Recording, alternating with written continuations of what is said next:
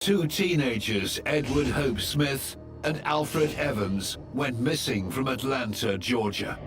The parents, the entire city was nervous. There was a lot of pressure on the Atlanta Police Department to solve the case. 1 week later, the bodies of the two teenagers were discovered.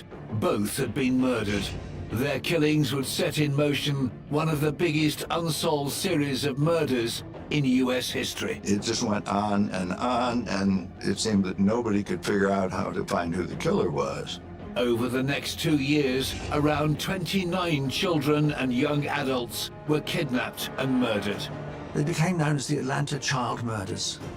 It was an extraordinary time in Atlanta. As the eyes of the world watched on, investigators came to believe that one lone killer could be responsible. This person's living amongst you. You have no idea who it is, and you don't know who's next. Forensic evidence would link just one suspect to the Atlanta child murders, and Wayne Williams. The Atlanta child murders were a dark time in the state of Georgia. These were baffling killings and disappearances where children would simply disappear. They were happening about every 10 days at the time. It was horrible. I mean, the whole city was on fire. On the 22nd of May 1981, as an expensive and resource-heavy police operation was drawing to a close with no results, a vehicle caught the attention of officers. They pulled it over and identified the driver. One of the first things he said is, "I'll bet this is about those boys."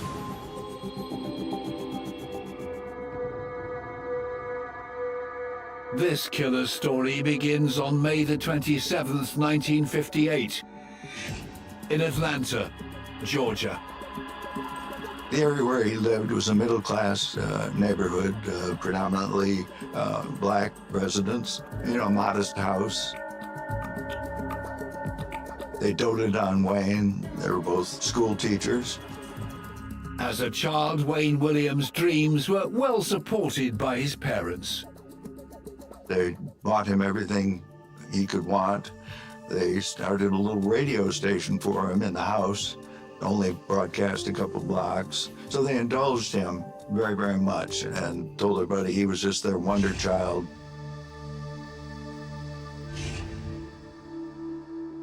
His parents tried to support financially his economic activities.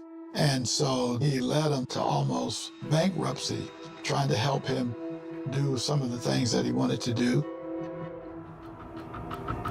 Throughout his teenage years, Williams tried out many hobbies such as photography, but nothing seemed to take off for him.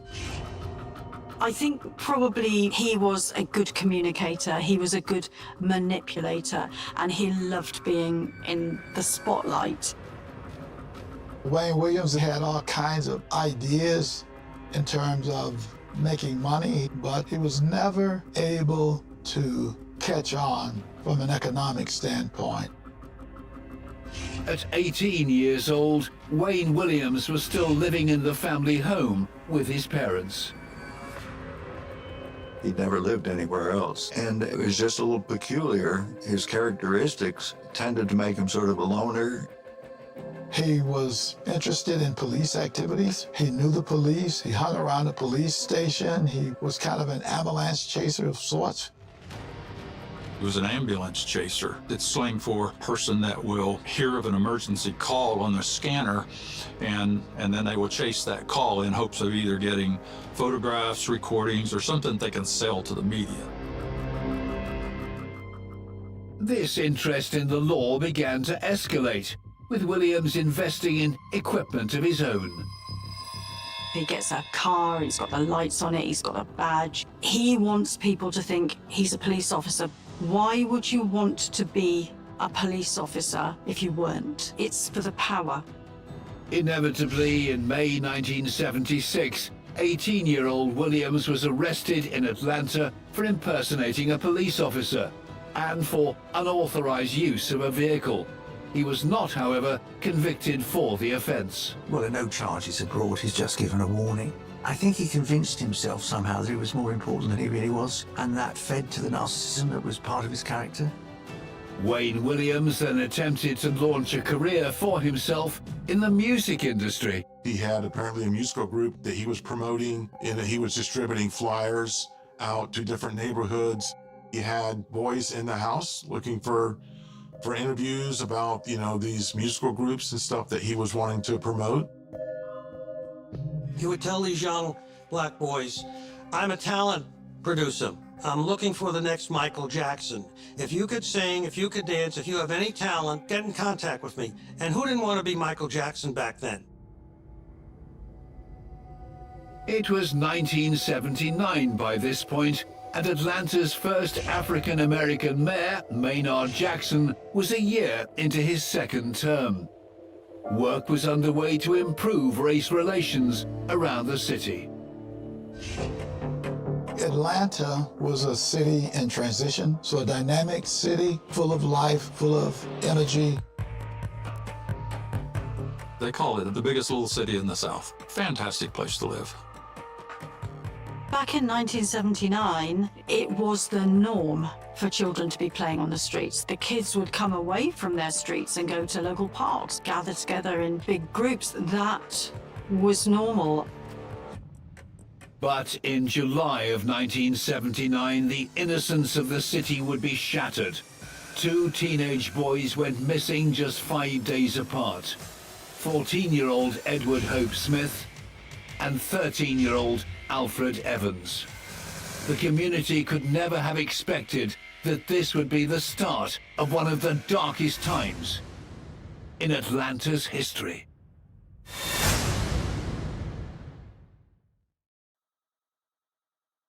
On the 28th of July 1979, 3 days after he was last seen, 13-year-old Alfred Evans' body was discovered face down in a wooded area of Atlanta, Georgia. While they were conducting the crime scene with Evans, then they came across Edward Hope Smith's body. Smith was shot in the back with a .22 caliber bullet that entered into the back of his body. And in the case of Evans, he was in strangulation. They were found in the same relative proximity to each other. The community was in shock. 2 local children had been murdered, and there was nothing to explain why this had happened. In that area, at that time, young black boys, they would have been particularly vulnerable in so many ways. We didn't have tracking devices really then, and mobile phones. Then on the 21st of October 1979, less than 3 months after Alfred and Edward were discovered, 9-year-old Yusuf Bell went to the store for a neighbor, but never made it home.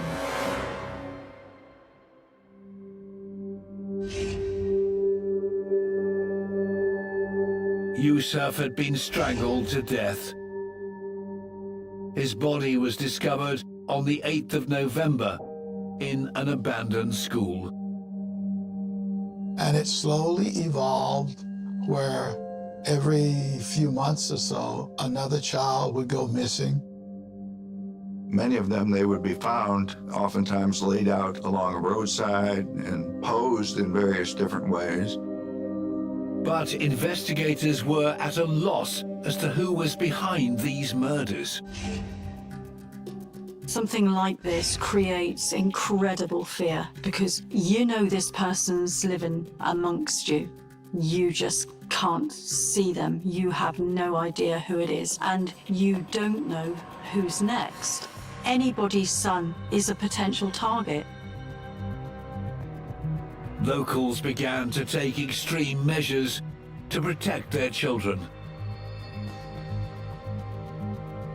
The residents would walk around at night and they all had bats. They called it the Bat Patrol. And if they caught anybody in the neighborhood that they didn't think belonged there, then there was a real high probability they were going to get swatted with bats.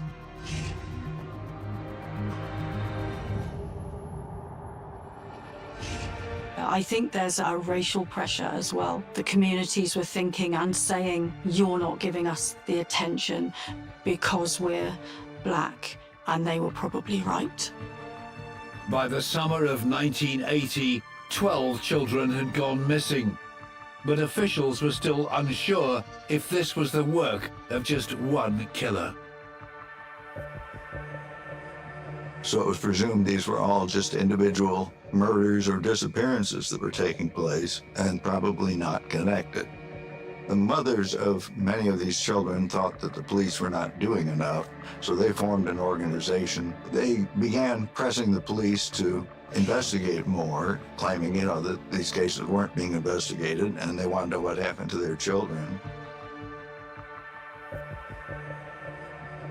I was kind of following in the paper, and it finally burst into the headlines when one of the mothers of one of the missing children, her name is Camille Bell, her son was Yusuf, finally gave a newspaper interview, and she basically yelled at the cops, hey, you've got a serial killer out here. You guys have not connected the dots yet.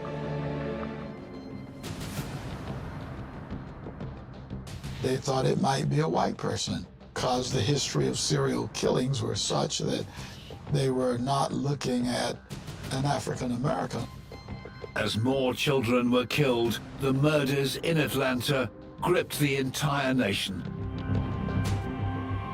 It became a big national story here in the United States. It just went on, and it seemed that nobody could figure out how to find who the killer was. On the 21st of August 1980, just over 1 year after the first two children were killed, the body of 13-year-old Clifford Jones was discovered. He'd been visiting his grandmother in Atlanta. My first involvement was when Clifford Jones was murdered. He was laid out on his back with his arm out to the side. He had fibers on him, some of the key fibers. At the time, we didn't know where they came from. I was a forensic scientist working for the Georgia Bureau of Investigation, and I look at bits of hairs and fibers and small things under a microscope to try to connect victims to suspects. I was called to a crime scene to assist the city of Atlanta. I did collections from Clifford Jones's body that night. We started pulling microscopic fibers from the bodies. We found a lot of dog hair on the victim.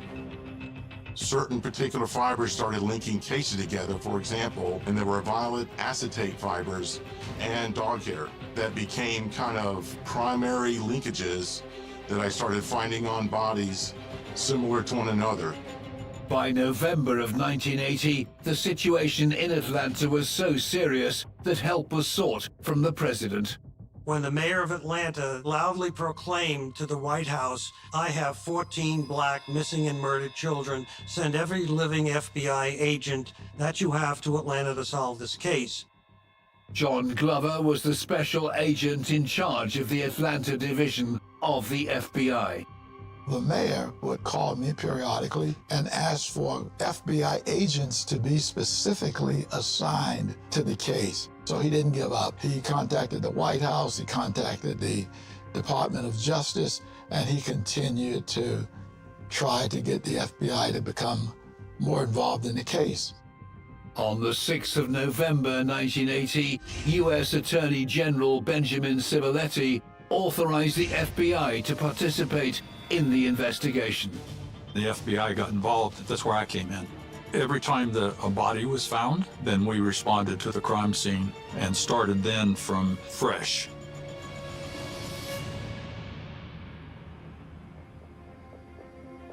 I had to make sure that we communicated factually what was going on in the case and reporting it from an FBI perspective to the FBI headquarters, to the White House.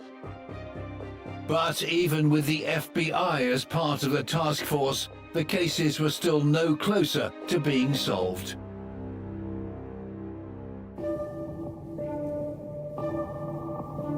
I was an FBI agent in the Atlanta field office of the FBI, and I worked all the major cases in Atlanta. We had 30 agents assigned to the task force, and we had looked at all the cases, and we really came up with nothing.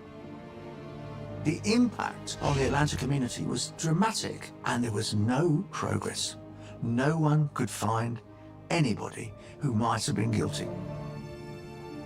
Police in Atlanta had originally believed the 5th of January 1981, 2 bodies were found in the same area.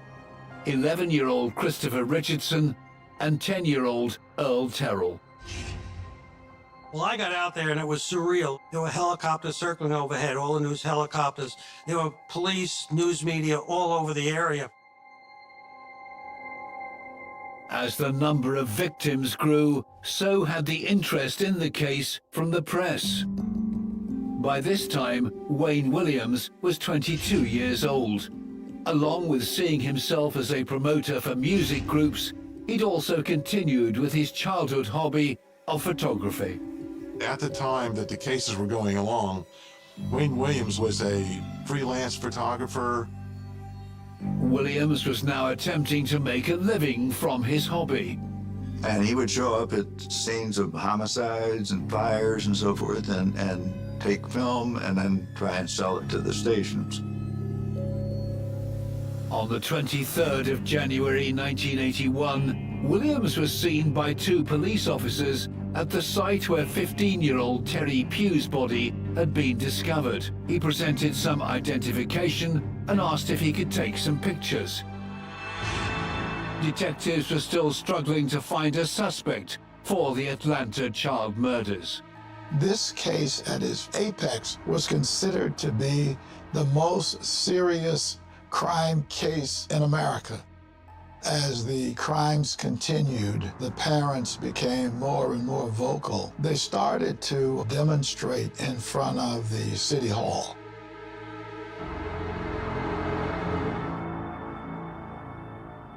In the background, Larry Peterson was still collecting fibers from the crime scenes in the hope of finding enough connections to identify the killer forensically.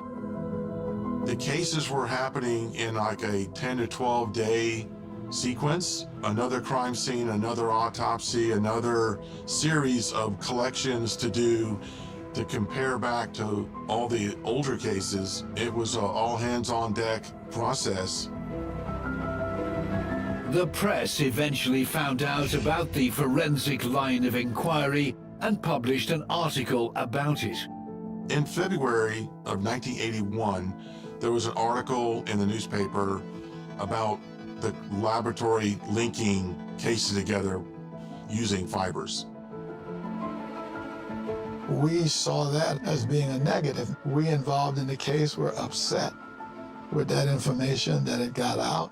The news leak about the fibers could have jeopardized the entire investigation. It was likely the killer now knew what type of evidence the police were looking at. The Atlanta child murderer remained undiscovered and could now make a better plan for hiding his tracks, leaving more children at risk of murder.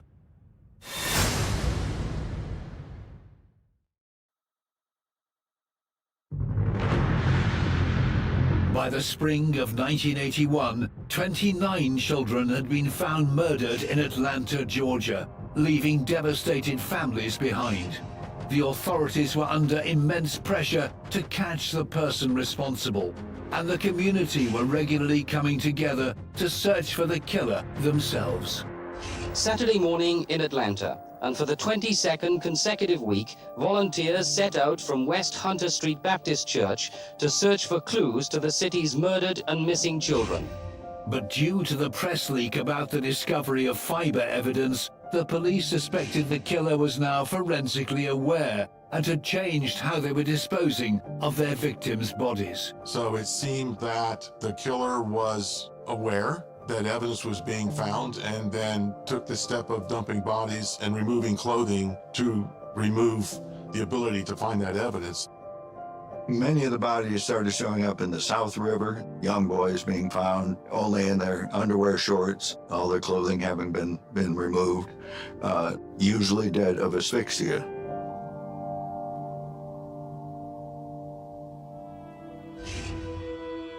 On the 27th of April 1981, the body of 21-year-old Jimmy Ray Payne was discovered by two boys fishing. The earlier murders had mainly been children, but this adult killing had many of the same characteristics. Jimmy's body had been disposed of in a river. He had been asphyxiated, but it wasn't entirely clear how. There were no stab wounds, there were no bullet wounds. Get down there, and the belief was that the body had been thrown off of one of the bridges. The bodies were showing up in both the South River and the Chattahoochee River. Mike McComas came up with an idea. We kind of put together this plan and presented it to Jim Procopio and some of the other guys, and just said, hey, we need to set up surveillance on these two rivers.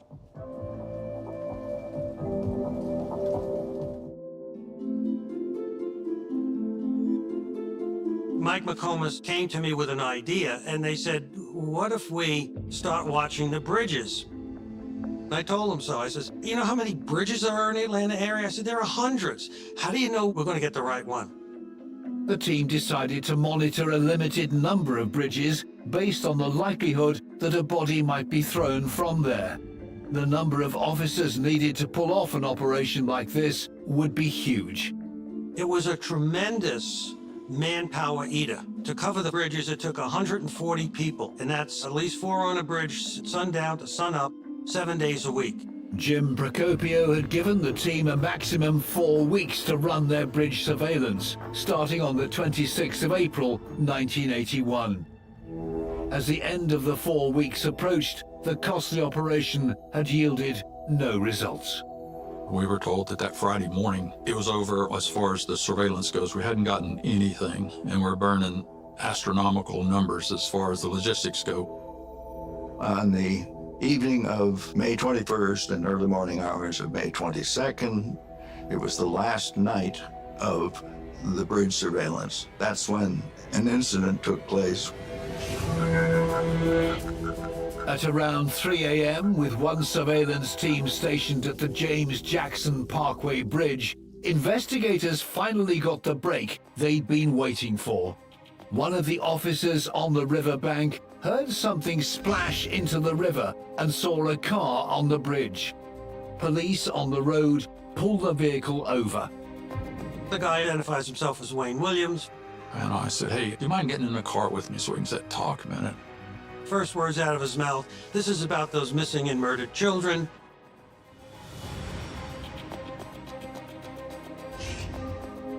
Mike McComas asked Wayne Williams what he was doing driving over the bridge in the middle of the night. Williams claimed he had an appointment at 9 a.m. the next morning and was out looking for the address, so he'd be able to drive straight there without being late. I'm not the smartest guy in the world or the sharpest knife in the drawer, but I think it's not making any sense.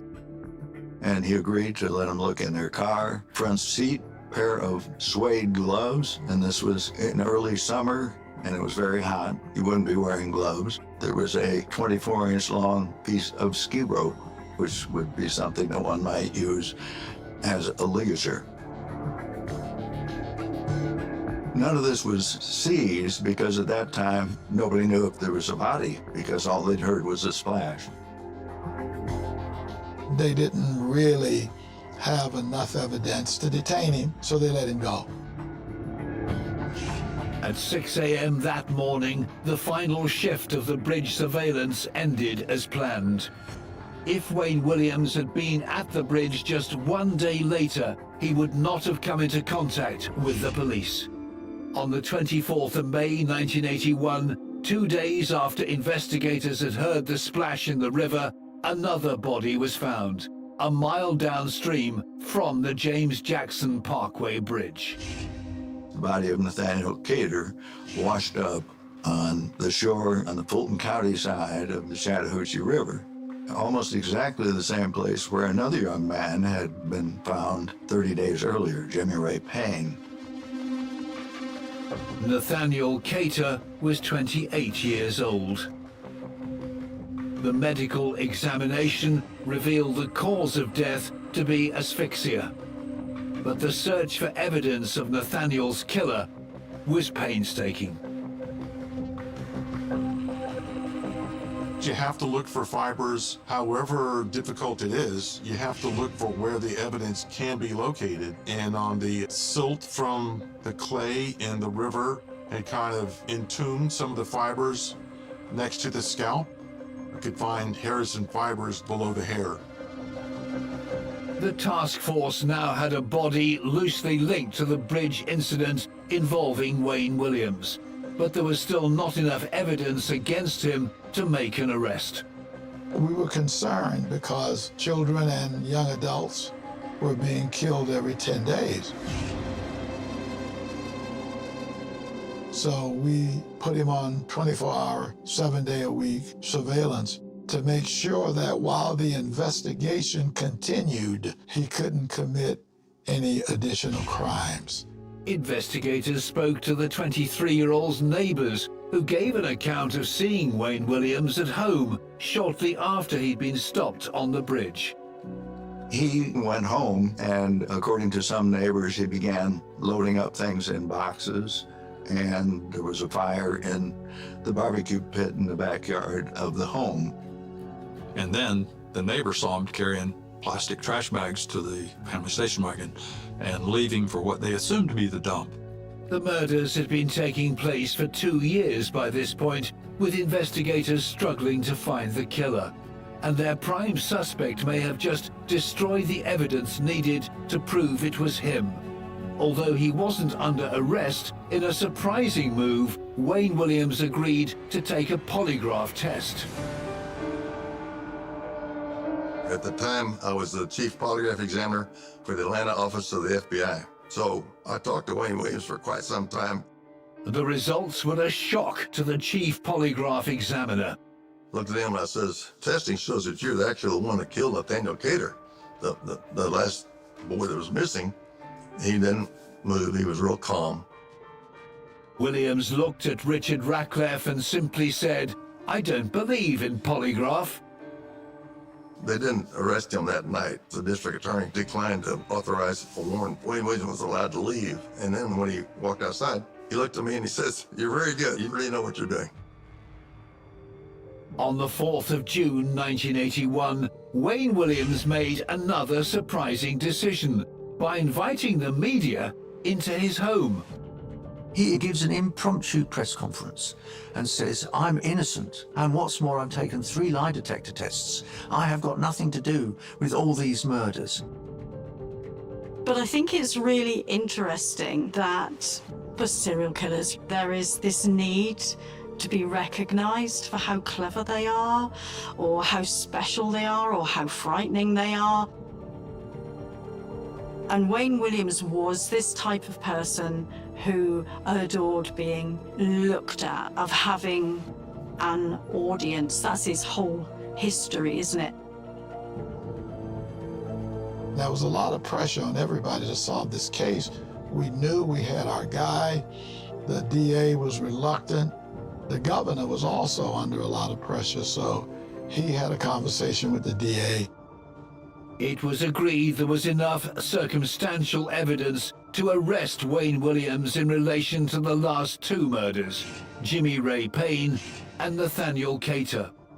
On the 21st of June 1981, officers arrived at Williams' home. First time I laid eyes on Wayne Williams when they brought him into the office after they arrested him, and I said, "Get him the hell out of here. That's not the killer. Look at him. He's about 5'6", not very imposing, wore horn-rimmed glasses, not your average serial killer." Williams didn't fit a lot of people's vision of who the killer could have been. He was black, he was young, he had no record. He was, as far as anyone knows, extremely bright. After he was developed as a suspect, ultimately his home and car were searched, and then that began the process of the collecting of fiber and hair evidence. 3 common fibers found at crime scenes were hairs from a dog, violet acetate material, and a unique green carpet fiber.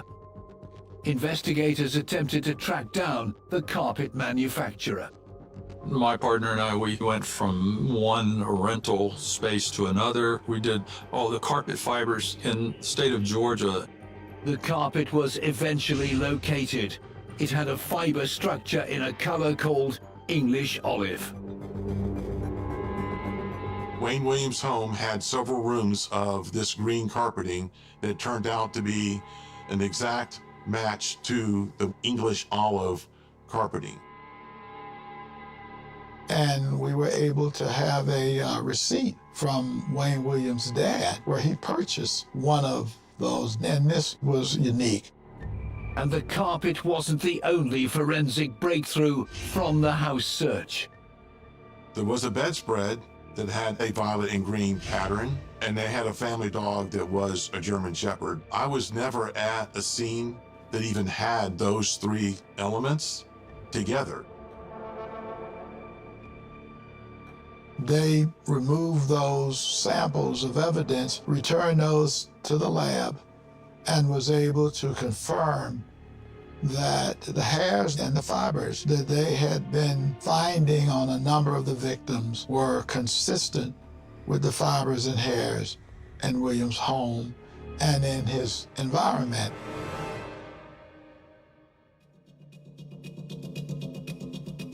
The eureka moment was clearly at the point where I put the green carpet fiber from the Williams home under the microscope because I knew what I was looking for, and it was exactly a match. Just to look at it and see it was just an amazing eureka moment.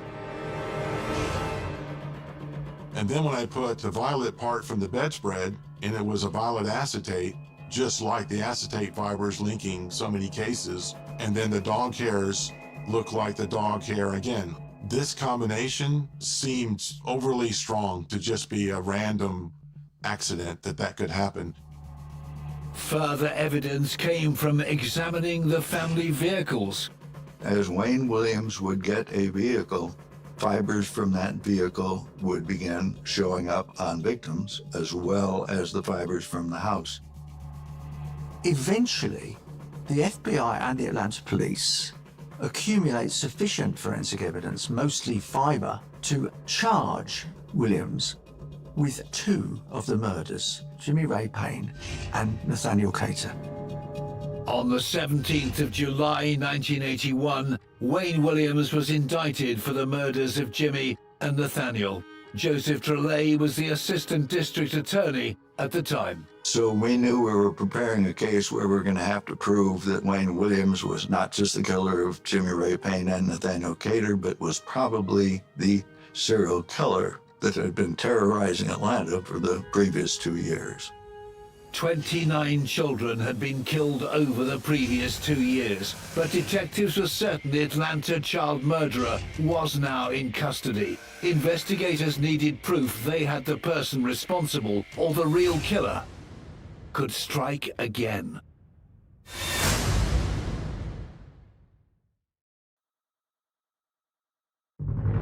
By late 1981, the district attorney knew they had enough evidence for the murders of Jimmy Ray Payne and Nathaniel Cater to prosecute 23-year-old Wayne Williams.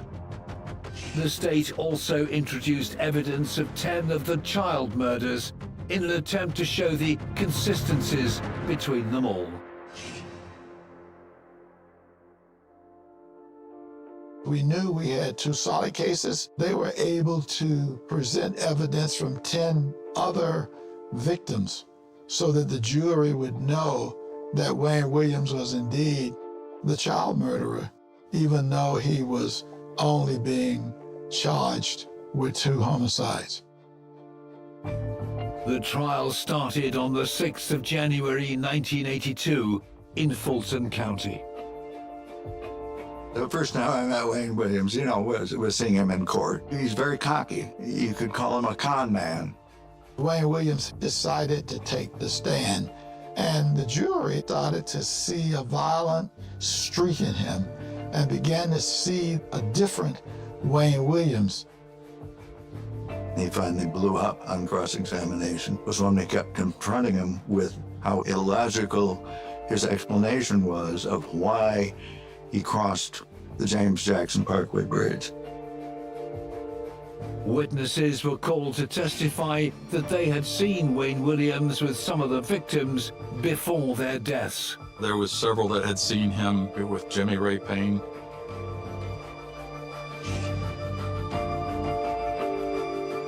Two other witnesses had seen Williams with Nathaniel Cater.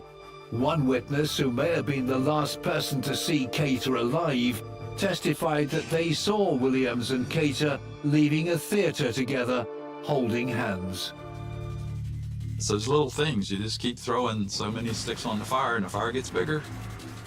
Another witness had seen Williams with 15-year-old Terry Pugh. It was at Terry's deposition site where Williams had turned up offering to shoot crime scene photos for the police.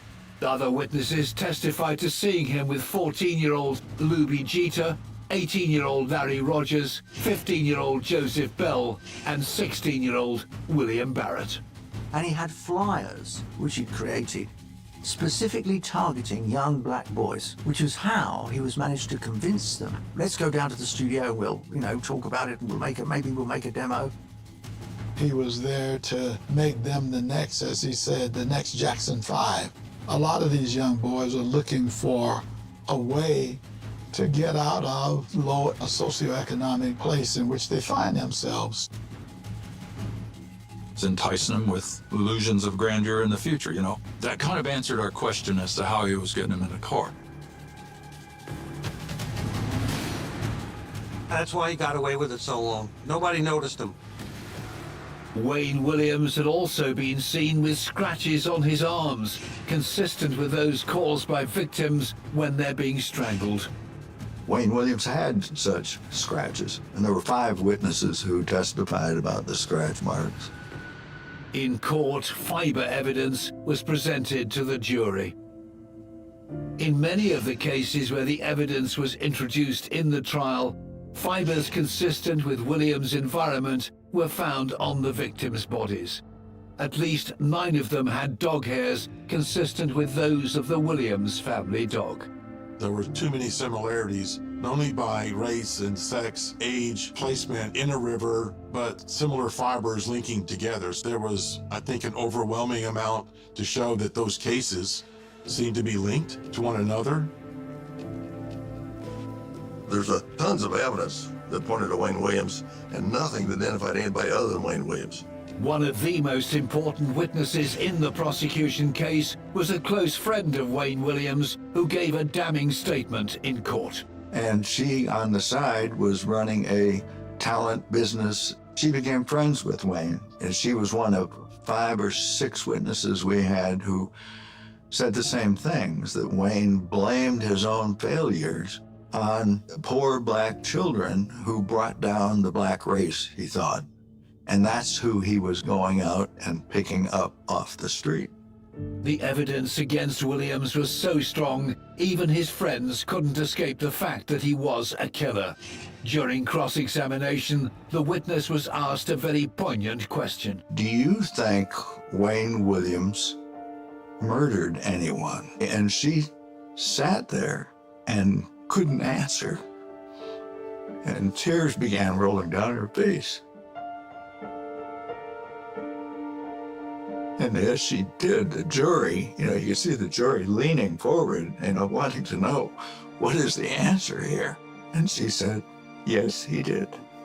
Anyway, it was the most dramatic moment I'd ever seen in a courtroom. And right after that, we rested her case, because she had just been a powerful witness.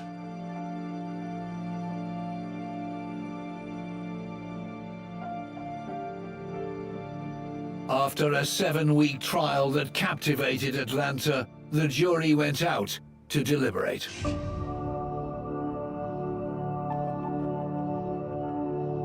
During that time, of course, we were just pacing and wondering, did the jury understand the fiber evidence? Did they understand the significance of these things? 12 victims had been presented to the jury, and Wayne Williams had been on trial for the final 2 murders. On the 27th of February 1982, the jury returned their verdict. Jury took only 11 hours, very short time, found him guilty on both counts. He was found guilty of 2 counts of murder, and he was sentenced to 2 life sentences to run consecutive to each other. The verdict confirmed that Willams had killed Jimmy Ray Payne and Nathaniel Cater. Although it's never been proven in court, many believe that Wayne Willams is the Atlanta child murderer who eluded investigators for so long. Oh, I felt great. Wow, he put an end to this nightmare. It was the worst time in the history of modern Atlanta.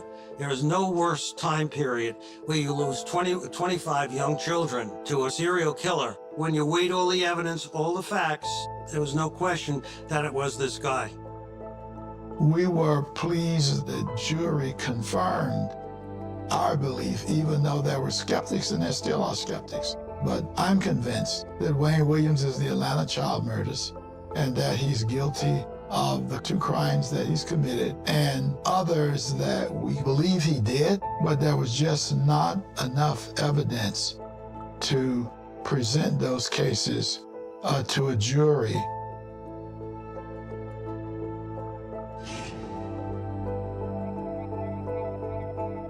Wayne Willams was sent to prison to serve out his sentences for the 2 murders that he was tried for.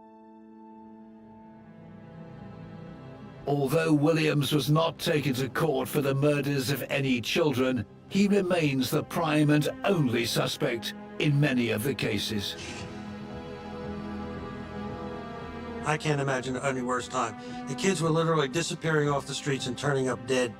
If that doesn't put him at the top of the world-class killers, nothing does. You've got Jack the Ripper, you've got Ted Bundy, you've got John Wayne Gacy. I would add Wayne Willams to that list. I would put him in the top 15 world's most heinous serial murderers. Over the course of 2 years, some of the most vulnerable members of society in Atlanta were lured to their death with promises of success that never materialized. They wanted to better their lives, but ended up being murdered. Heavily linked to the infamous child deaths and guilty of the murder of 2 young men, Wayne Willams will forever be remembered as one of the world's most evil killers.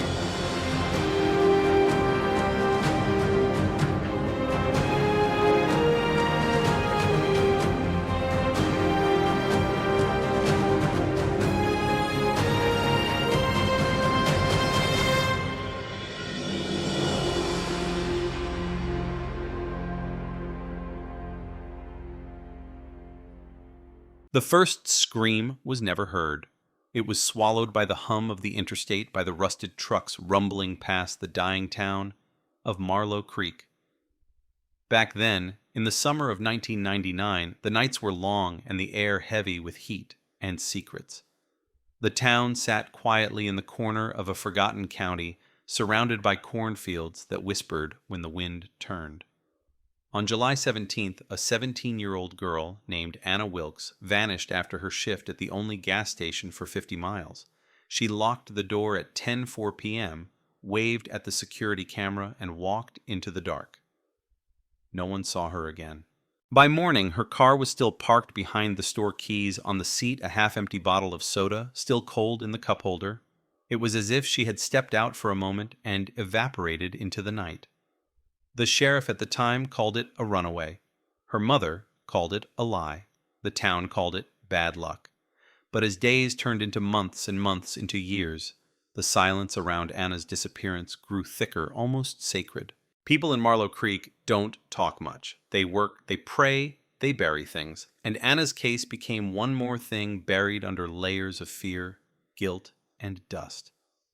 The sheriff retired the gas station closed, and the surveillance tape was lost somewhere in a box marked unresolved.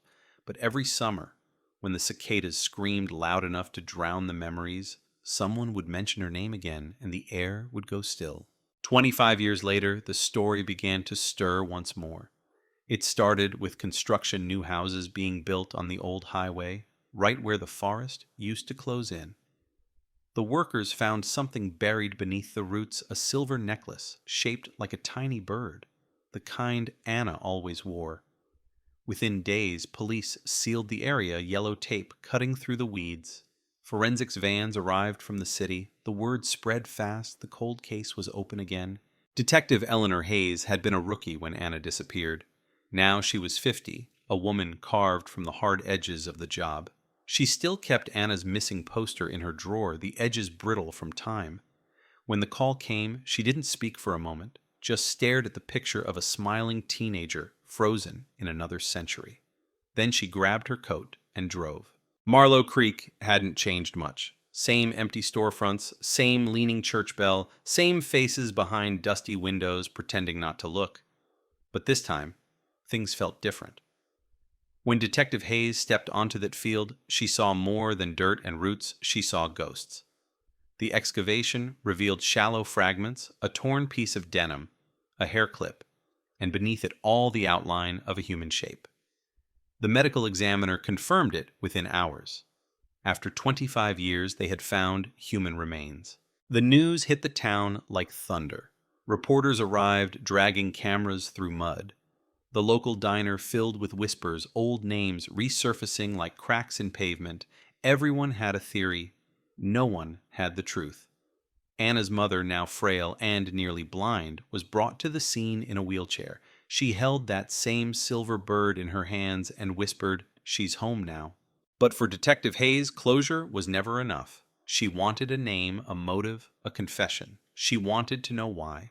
For years, she'd believed Anna had trusted someone that night, someone who offered her a ride and made her disappear. There had been rumors of a man with a black pickup, a stranger seen loitering near the station. Back then, no one took fingerprints seriously. No DNA, no cameras beyond grainy VHS footage.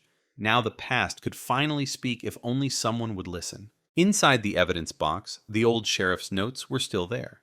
A timeline, phone numbers, and a single Polaroid of the gas station, the fluorescent lights flickering like dying stars. Next to the cash register was a white receipt with a name, M. Rivers. No one ever found him, until now. The name resurfaced during a database sweep. Michael Rivers, born 1975, last known address, 2 counties over, with a record for assault and an arrest in 2003 that never went to trial. He disappeared soon after. But a DNA sample from that arrest had been stored.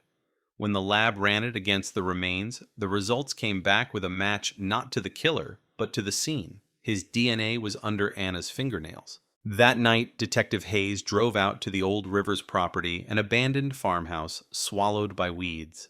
The boards creaked, the smell of mildew and gasoline heavy in the air.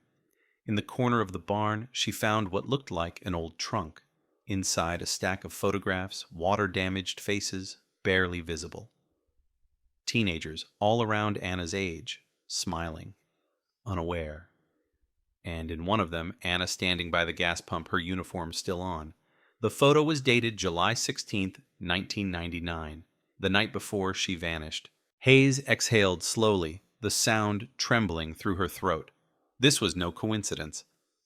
Someone had watched her, followed her, collected memories like trophies. The next file she opened in her car was the autopsy preliminary cause of death, undetermined, but evidence of blunt force trauma to the skull, consistent with a heavy object. The necklace, the photos, the trunk. They weren't proof yet, but they were the beginning of something far darker.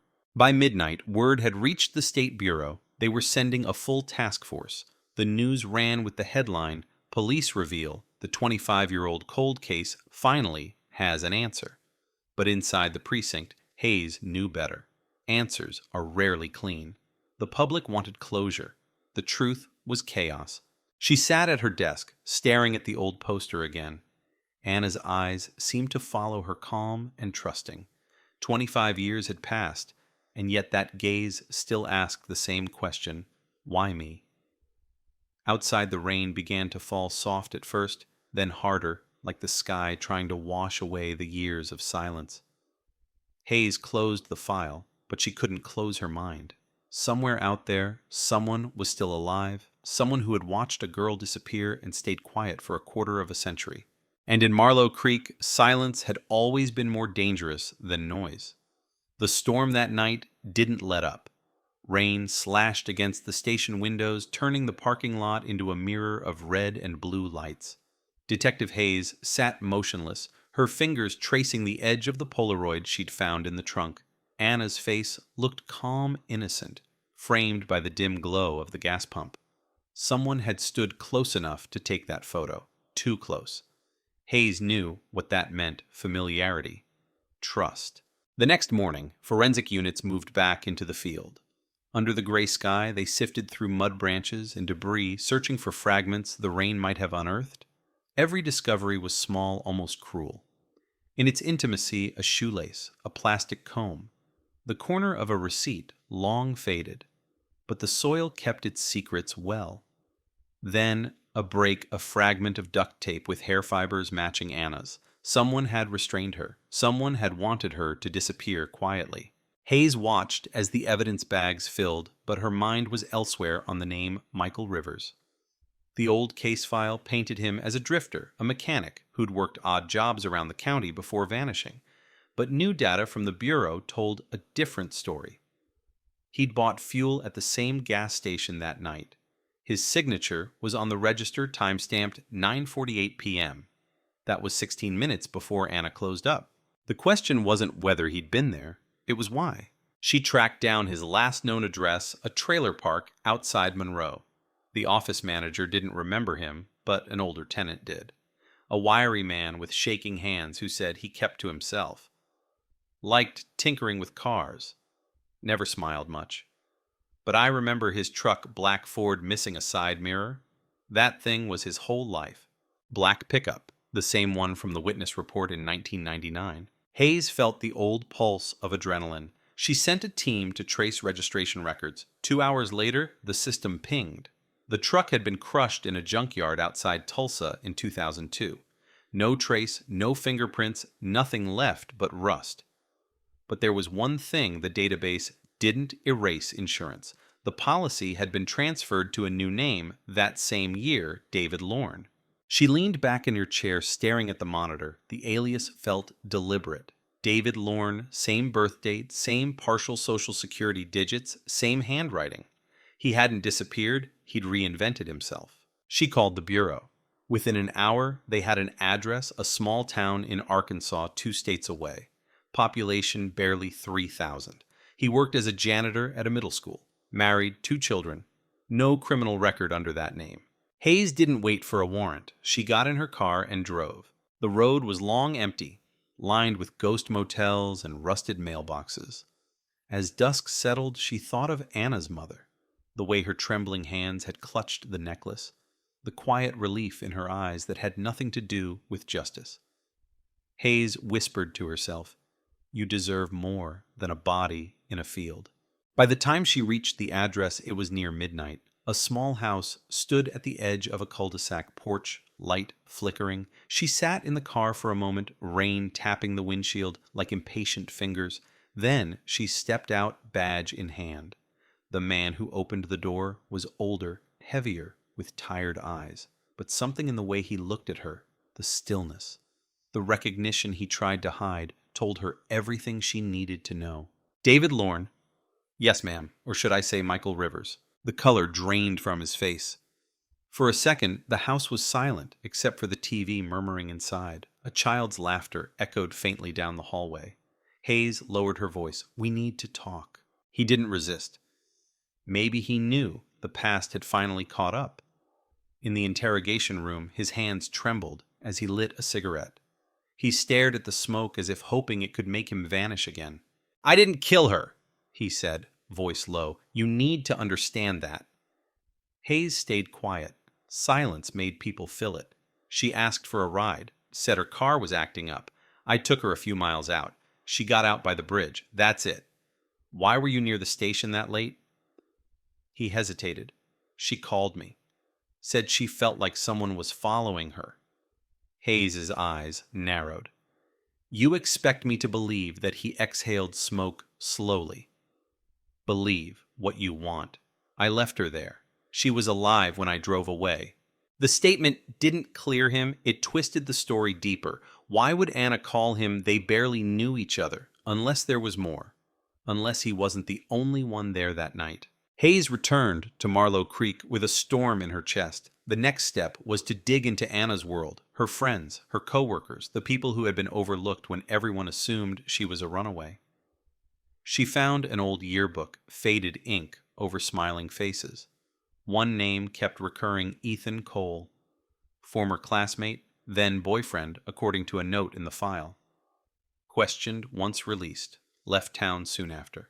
The sheriff's old report had one line about him: says he was home watching TV. No corroboration. Hayes tracked him down in a suburb outside Nashville. He now worked as a youth pastor, married with 3 kids. The polite voice on the phone cracked when she mentioned Anna's name. That was a long time ago, he said too quickly. When she showed up in person, he looked nervous, haunted even. "You don't understand," he muttered. "Everyone blamed me, but it wasn't me. She was scared of someone else. Who?" His eyes darted to the floor. She got calls at work. No one on the other end, just breathing. It went on for weeks. Hayes wrote that down, pulse racing. The old call logs were gone. The phone company no longer existed, but maybe the pattern wasn't.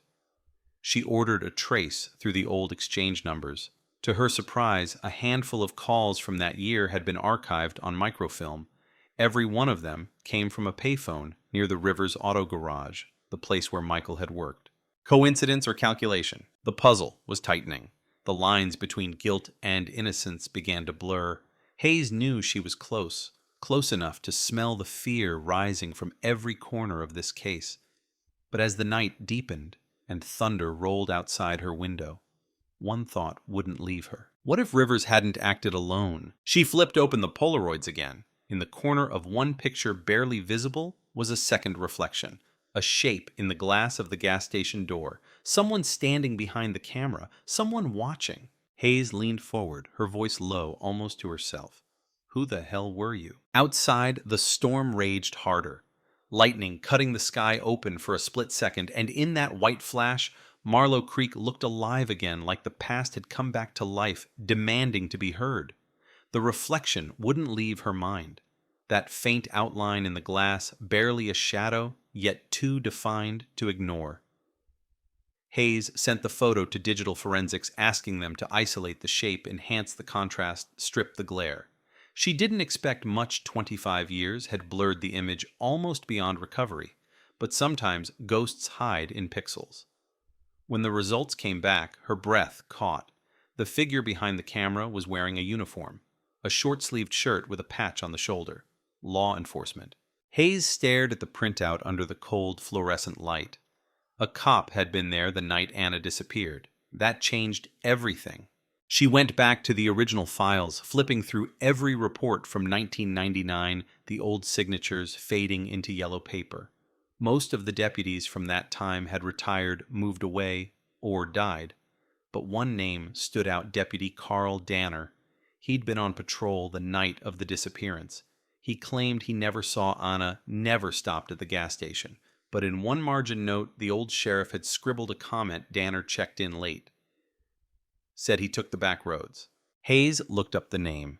Danner still lived in the county, running a small security company out of his garage. She drove there before sunrise, the world still dripping from last night's storm. His house sat at the end of a gravel road, quiet, almost sterile. The man who opened the door was gray-haired, polite, wearing the kind of smile that didn't reach his eyes. "Detective Hayes," he said, recognizing her badge before she spoke.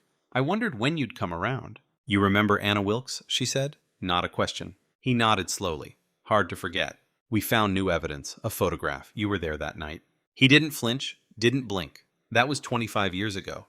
You think I remember every stop I made? You told your superior you never went near the station. I must have passed by. Everyone passed by that place." His voice was steady, but there was a pulse in his jaw, a small twitch she'd seen in too many interrogations. The kind that comes before the truth cracks open. She asked if he still had his old patrol logs. He said they were long gone, but she already knew he was lying. The county archives had copies. His route had ended just 2 miles from the gas station.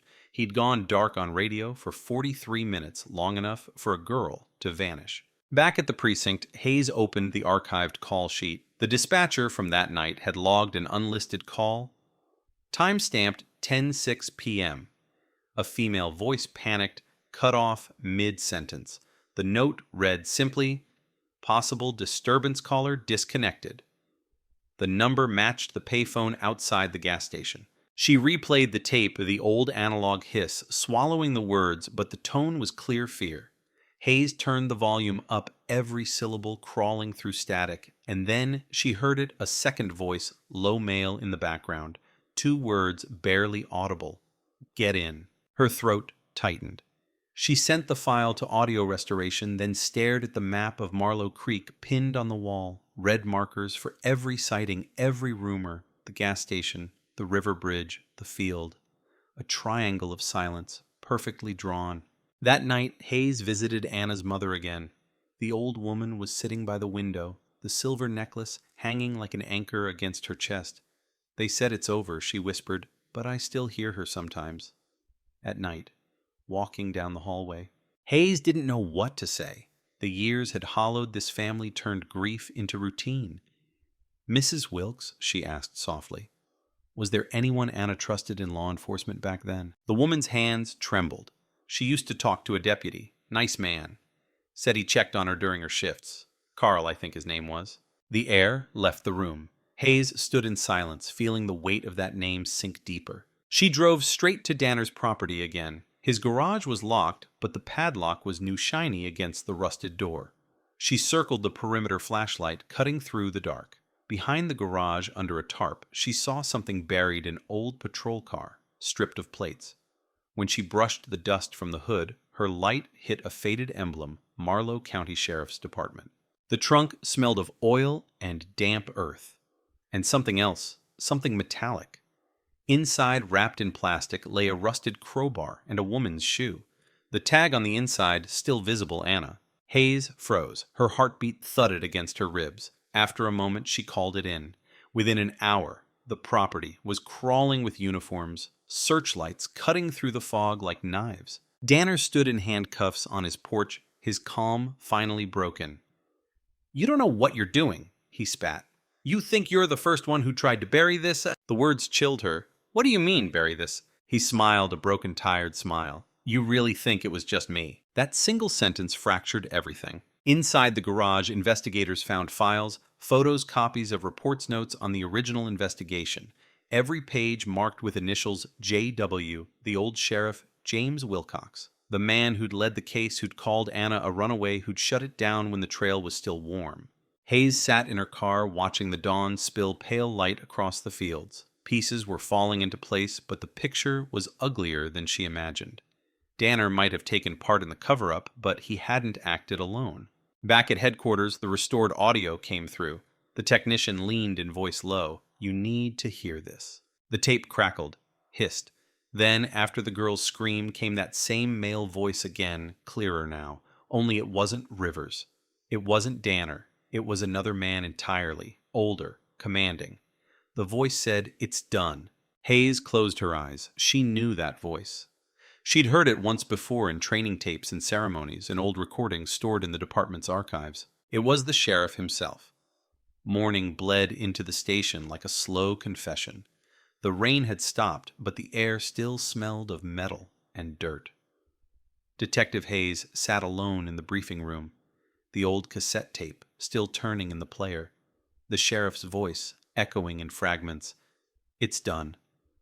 The words were quiet, almost casual, the kind of tone men use when they're ending a shift, not ending a life, and that somehow made it worse. Sheriff James Wilcox, the man who'd trained her, the man whose hand had once rested on her shoulder the day she pinned her badge. He'd died 8 years ago, heart attack, given a hero's funeral flag folded neatly over his coffin. His photograph still hung on the precinct wall, smiling, clean framed in gold. Hayes stared at it now, the smile suddenly hollow. She called forensics, run every old report signed by Wilcox, cross-check with missing persons between 1995 and 2001. Her voice was flat, mechanical, but her chest burned. She'd always believed the worst evil wore a stranger's face. Now she wondered if it had been looking back at her from behind a badge all along. The data came in slow trickling through decades of neglect. At least 4 other disappearances matched the pattern: young women, transient jobs, last seen at night near rural highways. All dismissed as runaways. All under Wilcox's jurisdiction. The lab confirmed the crowbar from Danner's garage contained traces of dried blood, degraded partial, but enough for mitochondrial testing. It was female. Hayes didn't need to wait for the match. She already knew. When she stepped outside, the town felt smaller, as if Marlow Creek itself was shrinking away from what it had hidden. The diner was empty now, blinds half drawn. People crossed the street when they saw her. No one liked to see the past dragged into daylight. At sunset, she drove out to the old sheriff's property. It sat abandoned at the edge of a wooded ridge, a 1-story farmhouse with peeling paint and a porch swing that creaked in the wind. The lock was rusted, the air stale with dust and tobacco. Inside, the walls were lined with hunting trophies, antlers, hanging above faded photographs. One of them stopped her cold, a snapshot of Wilcox young and proud, standing beside his deputies. Danner was there, hand on his shoulder, and behind them, half obscured by shadow, was another figure. She pulled the frame closer. The face was barely visible, but the eyes caught the light, sharp, cold, familiar. It was Michael Rivers. She set the photo down, carefully, heartbeat thudding in her ears. Rivers hadn't just known the sheriff. He'd worked for him.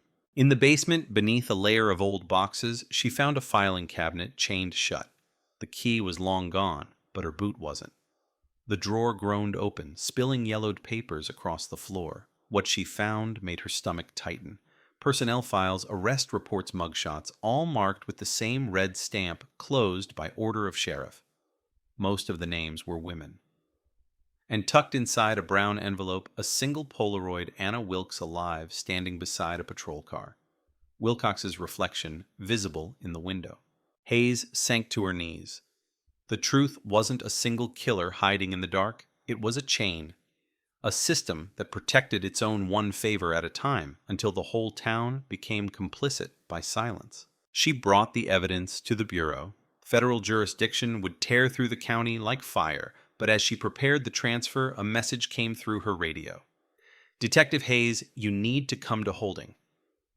Danner's asking for you. She didn't hesitate. When she entered the cell, Danner sat on the cot, eyes, red fingers twitching around an invisible cigarette. You found the files, didn't you?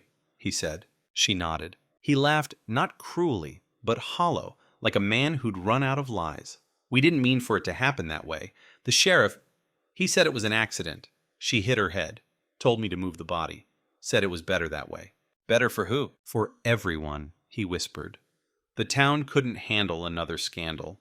Wilcox said she was trouble sneaking around with Rivers, asking questions. She found something she shouldn't have. What did she find? He looked up at her, and in his eyes she saw a flicker of guilt older than she was. A ledger, names, payoffs. He used the department to move things, drugs, maybe more. She figured it out. And then she was gone.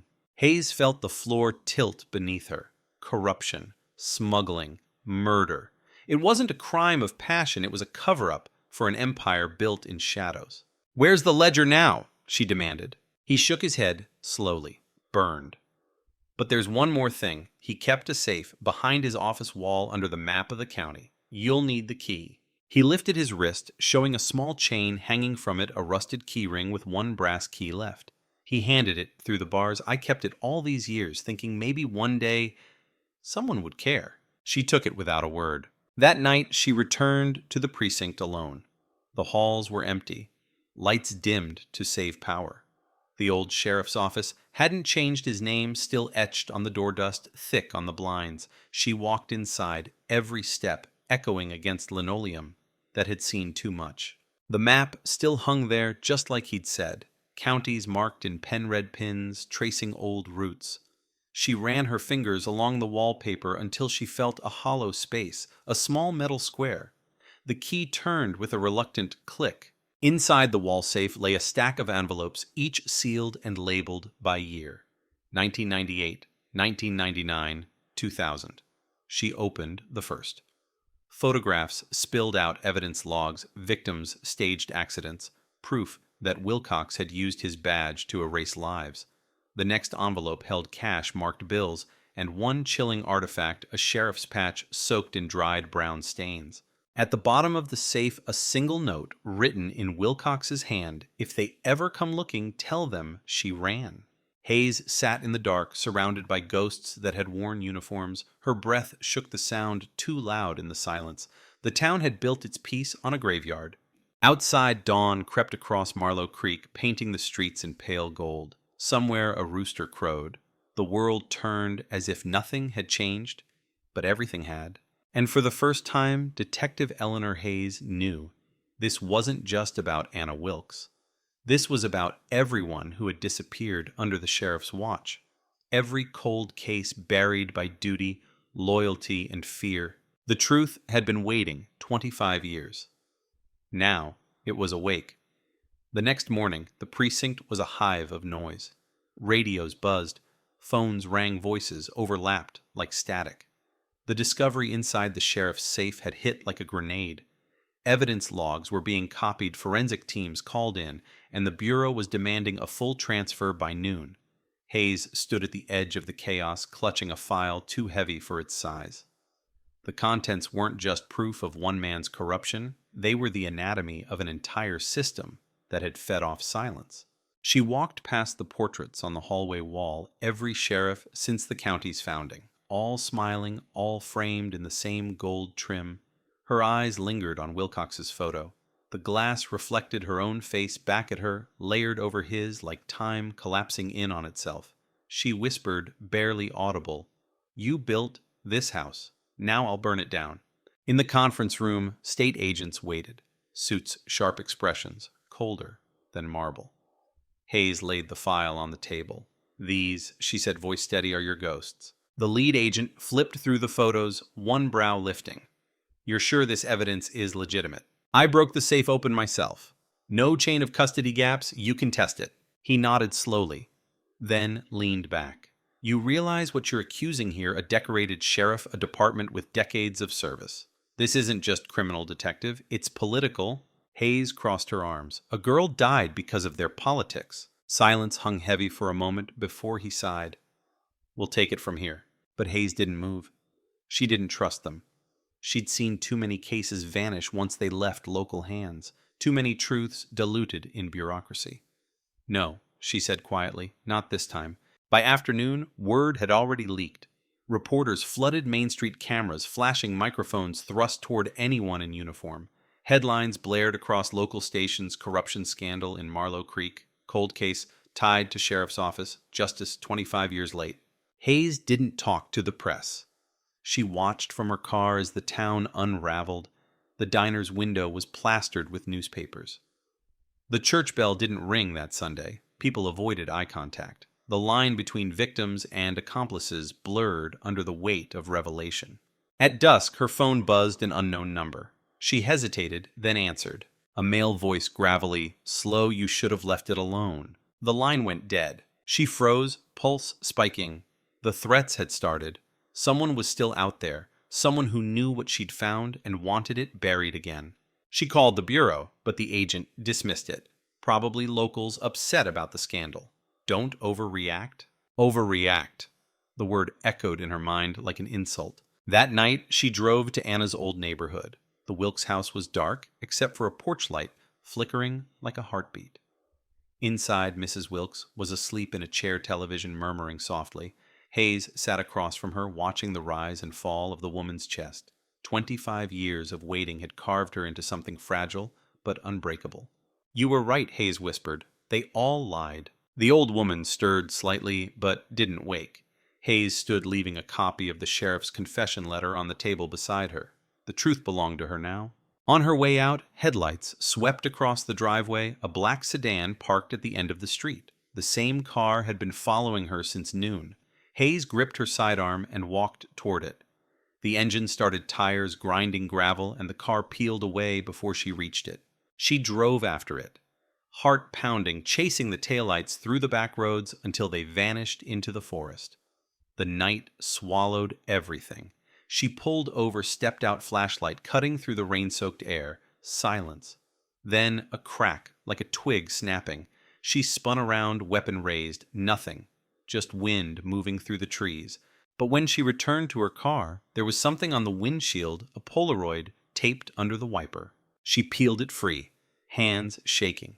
It was her, standing outside the Wilkes house, taken moments earlier. On the back, in black marker, 3 words, "Stop digging, Ellie." The name made her blood run cold. Only people from inside the department ever called her Ellie. She drove straight to headquarters, stormed into the evidence room. The sealed boxes from Wilcox's safe were gone.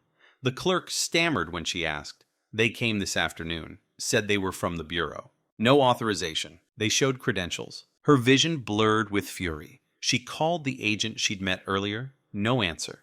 The next number led to a voicemail. And then, the worst sound imaginable, silence. The kind of silence that feels orchestrated. By midnight, the power went out. The station went dark. Only the red emergency lights pulsed through the halls. Hayes reached for her flashlight and moved quietly. Someone was inside. She followed the sound of footsteps down the corridor, through the records room to the back exit. A shadow flickered past the door, tall, deliberate, carrying something heavy.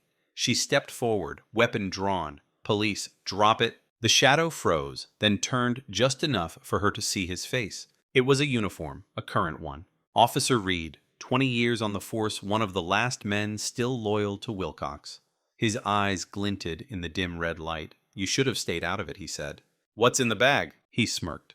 "What's left of your evidence?" He dropped the duffel on the floor, gasoline leaking from the seams. She lunged, grabbing the extinguisher off the wall just as the first flame burst.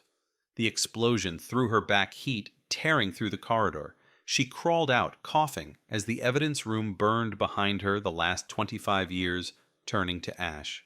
By dawn, the building was a black shell. Reporters called it an accident. The Bureau issued no statement. Hayes sat on the curb, hands blistered, eyes hollow. The case had swallowed itself again, another cycle of truth and fire.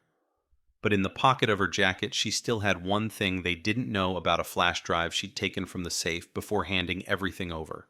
On it, scanned copies of every photograph, every confession, every receipt.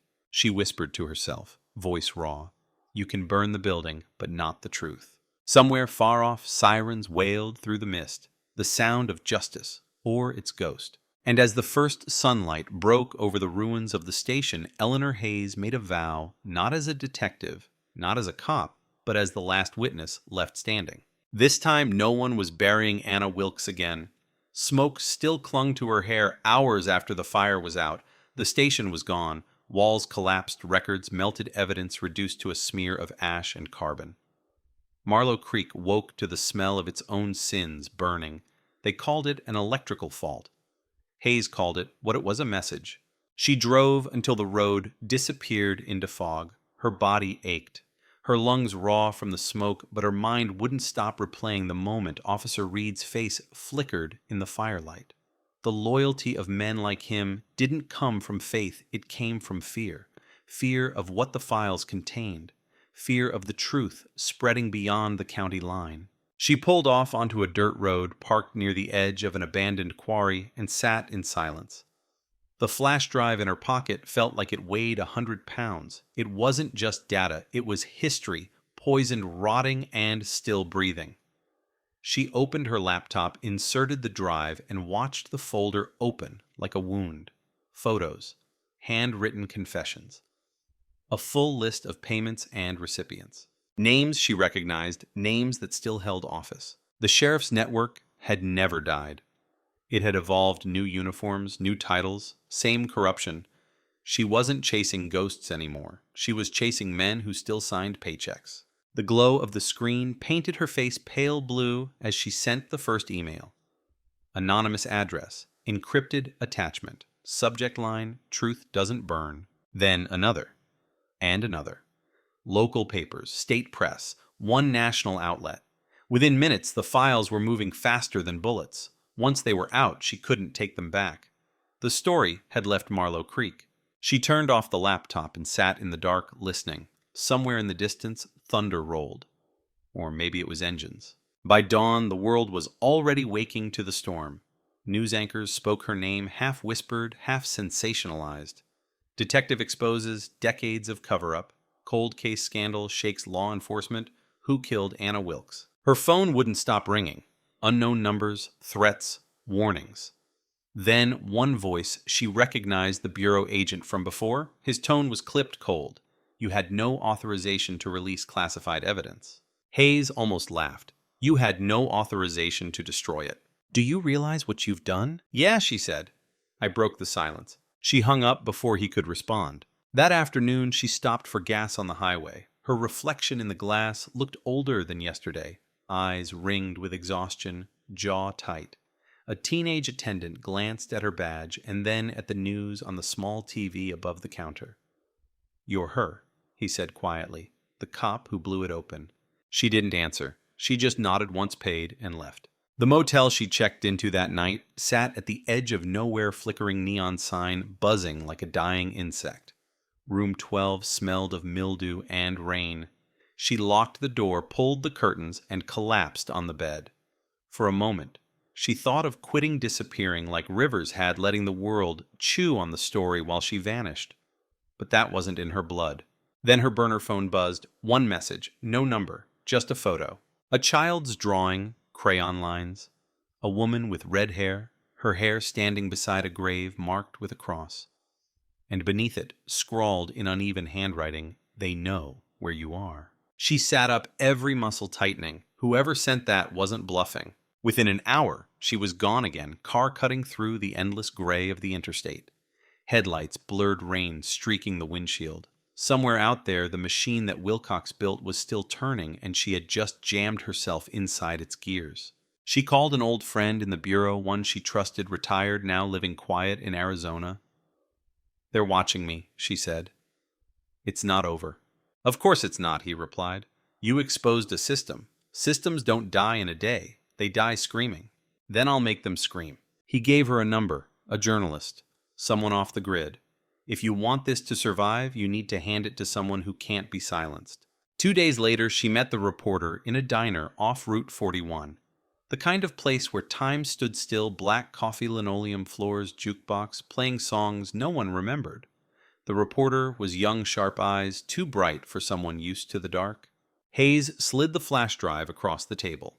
Everything's on there. Every lie, every body, every name. You're not scared they'll come for you? The reporter asked. Hayes smiled faintly. They already did. Outside, the sun was setting, sky bleeding orange across the horizon. The reporter left files tucked safe in her bag. Hayes stayed behind, staring into her coffee, listening to the hum of the highway. For a fleeting moment, she felt peace, small, fragile, like the space between heartbeats. Then the window shattered. A single shot tore through the glass, the cup exploding in her hand. She hit the floor, reaching for her gun, crawling toward the door. Tires screeched outside, a dark SUV disappearing into the dusk. Her ears rang, blood running down her forearm from the cut glass. The bullet had missed her by inches. She looked back at the counter. The waitress stood, frozen eyes wide. You need to go, she whispered. They'll come back. Hayes staggered to her feet, pain burning through her arm. Let them. She stumbled outside, sirens already wailing in the distance. But she knew they weren't coming for justice. They were coming for control. That night, she didn't sleep. She drove until the road bled into the desert, until the stars looked close enough to touch. Somewhere out there, the truth she'd unleashed was spreading faster than they could contain it.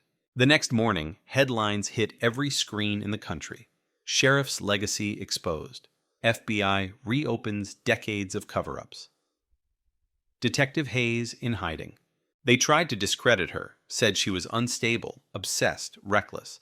But the files were undeniable. The public wanted more, and suddenly Marlow Creek wasn't a quiet town anymore. It was a symbol. Hayes stood on the edge of a desert motel balcony, wind pulling at her hair, the horizon glowing red. Somewhere behind her, she heard a door creak. A shadow stepped out, slow, deliberate. Detective Hayes, a voice said. Calm, familiar. She turned, hand inching toward her gun. It was Michael Rivers, alive. Older, thinner, but unmistakable.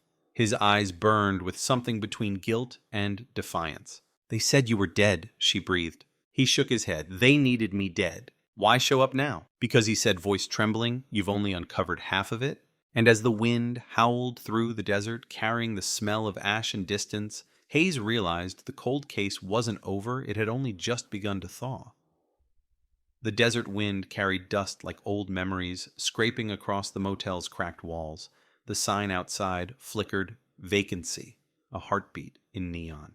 Hayes stood frozen, her gun half raised, the heat of the barrel still ghosting from the last fight she'd survived. Across from her, Michael Rivers didn't flinch. His face looked carved from regret eyes sunk deep behind sleepless years. I buried myself, he said quietly. Changed my name, burned everything that tied me here, but I never stopped hearing her. Anna, he nodded. She never left me alone. I see her every night when I close my eyes. I tried to forget, but you pulled it all back. Hayes lowered the weapon slightly. Then tell me, what happened out there? He glanced toward the desert horizon where the last light bled into red dust. She found something she wasn't supposed to. Same thing you did the ledger, the shipments, the names. Wilcox was using the department to move drugs through the county. The station was the hub. Anna found the manifests. So you were part of it. He swallowed hard. I was a mechanic. I fixed the trucks, didn't ask questions. But when she showed me what she'd found, I knew it would get her killed. I told her to run. She said she couldn't. She was going to the sheriff the next morning. He paused, voice cracking. That night, she called me. Said she thought someone was following her. I drove to the station. When I got there, she was arguing with Danner. Wilcox showed up 10 minutes later. He told me to leave. I didn't. I watched from the dark. His breath caught. She tried to walk away. Danner grabbed her. She hit him. She was scared, fighting back. And then Wilcox... The words died in his throat. Hayes whispered, he killed her. Rivers nodded slowly. Hit her once. She fell. The sound. He stopped, jaw trembling. He looked at her body for a long time, then turned to me. Said you didn't see this. I told him I couldn't just walk away. He smiled, the kind of smile that makes you cold, and said, you just did. Then he told Danner to get the car. Hayes felt the ground tilt beneath her, the tape, the photo, the silence, every missing piece snapping into place with sickening precision. What did they do after they drove her to the field? Told me to follow. I couldn't move. I stayed there until dawn. When I went back, the gas station was empty. They'd cleaned it all, the floor, the pump, everything. I left town that day. But I kept one thing. He reached into his jacket and pulled out a folded photograph. A Polaroid, edges frayed, colors fading. It showed Anna standing by the bridge, sunlight in her hair, smiling at someone just off camera. On the back, a date, July 16th, 1999. I took that the night before she died, Rivers said. I thought I was keeping a memory. Turns out I was keeping evidence. Hayes took the photo gently, her gloved fingers tracing the outline of the girl who had haunted 2 decades. Why come back now? Because the people Wilcox worked for are still out there, he said. You burned their house, but the foundation's still standing. The Bureau, the state, the men who funded him, they're still running shipments through new counties. You think they're angry because you exposed corruption? No. They're angry because you disrupted business. She stared at him. Names. He hesitated. I can give you 2, the rest won't live on paper. He scribbled on a napkin 2 names she knew too well. One was a current state senator. The other, the bureau agent who'd ordered her to stand down. Hayes felt the air leave her lungs. You're telling me federal law enforcement was part of this? I'm telling you, they own it, he said. Wilcox was their middleman. When he died, they buried his secrets with him. Until you came along. She stepped back, the desert spinning around her. If this is true, they'll kill you. They already tried, he said with a faint, tragic smile. And now they'll come for you too. Before she could answer, headlights cut through the darkness, 2 vehicles cresting the ridge moving fast.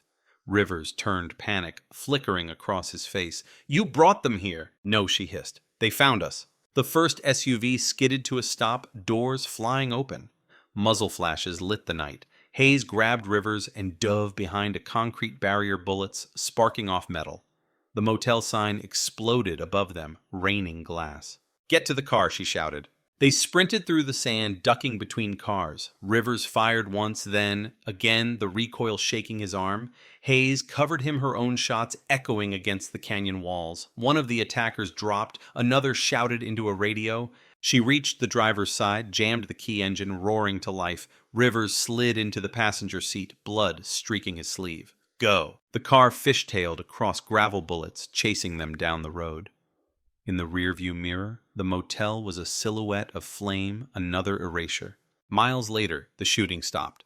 The highway stretched endless ahead, empty, except for stars. Rivers pressed a hand to his wound, breathing ragged. They'll keep coming, he said, until the last name is gone. Hayes gripped the wheel. Then we finish it. She drove through the night every mile, taking them deeper into the wasteland of secrets America never wants to admit it has. At dawn, they reached a rest stop outside Amarillo. The radio was alive with chaos. National scandal expands evidence, points to federal cover-up. Anonymous source leaks new files. Someone had uploaded the entire flash drive online. Every name, every payment, every death. The world had woken up angry. Rivers looked at her eyes hollow. You did it. She shook her head. No, someone else did. He frowned. Then who? Her phone buzzed. Unknown number again. A single message. You're welcome. No name. But Hayes recognized the phrasing, the rhythm. The journalist from the diner. She'd made it out. She'd unleashed everything. Hayes let out a breath she hadn't realized she was holding. Then maybe it's finally over.